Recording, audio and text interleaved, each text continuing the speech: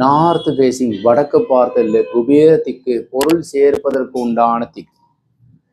எப்பவுமே சிவபெருமானுக்கு குபேரனையும் சுந்தரரையும் ரொம்ப பிடிக்குமா. அவங்க நண்பர்கள் மாதிரி வச்சிருந்தார்.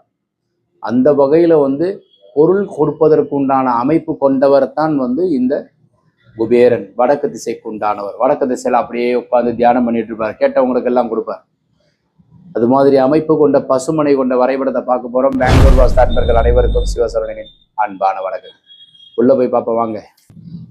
35.5 28 125 குழி பசுமனை. வயது பொருத்தம் 75 ஆண்டுகள். 11 பொருத்தத்துல 10 பொருத்தம். கிழக்கு மேற்கு வடக்கு தெற்கு. வடகிழக்கு ஈசான மூலை அக்னி மூலையில கிச்சன் வச்சிருக்கு. கன்னி மூலை மாஸ்டர் பெட்ரூம் வித் பீரோ வைக்கிறதுக்கு உண்டான அமைப்பு. இந்த பெட்ரூமுக்கு வாயு மூலையில டாய்லெட். இந்த ஹாலுக்கு கன்னி மூலை. இந்த பெட்ரூமு இதற்கு உண்டான பீரோ வைக்கிறதுக்கு உண்டான அமைப்பு. இந்த பெட்ரூமுக்கு வாயு மூலை டாய்லெட். ஸோ படியினுடைய அமைப்பு ஏறி வர்றதற்கு உண்டான ப்ரொவிஷன்.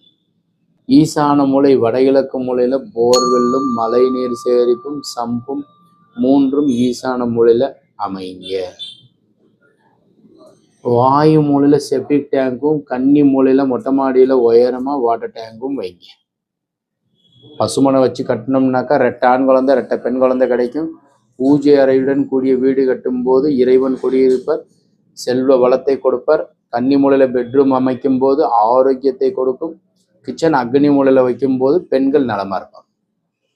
ஓகே ஃப்ரெண்ட்ஸ், வரைபடம் தேவைப்படுறவங்க கீழே இருக்கிற நம்பர் கான்டாக்ட் பண்ணுங்க. வணக்கம்.